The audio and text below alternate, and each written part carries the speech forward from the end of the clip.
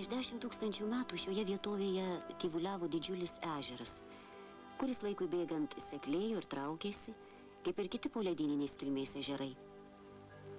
Dabar Žuvinto ežero plotas nepilnas 1000 hektarų.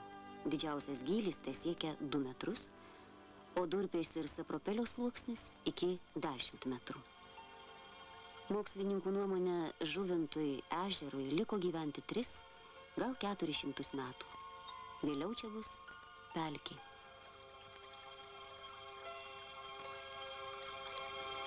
Tūkstantis 937 metais Žuvintas buvo paskelbtas rezervatu. Tai ženklus tų laikų Lietuvos gamtosaugos pasiekimas, nes rezervatai buvo įkurti nedaugelį šalių.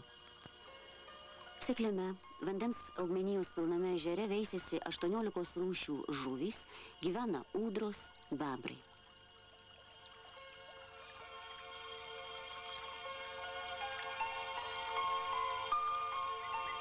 Steigiant pirmąjį rezervatą šalyje, Žuvintas buvo pasirinktas dėl masinio paukščių susitelkimo migracijų metu. Tuomet Žuvinte apsigyveno pirmoji gulbių nebėlių pora. Palaipsniui gulbių pradėjo daugėti ir išplito visoje Lietuvoje. Ežeras garsėja vandens, balų, pelkių ir kitais sparnuočiais. Iš 319 Lietuvoje pastebėtų paukščių rūšių apie 250 sutinkame Žuvinto rezervate.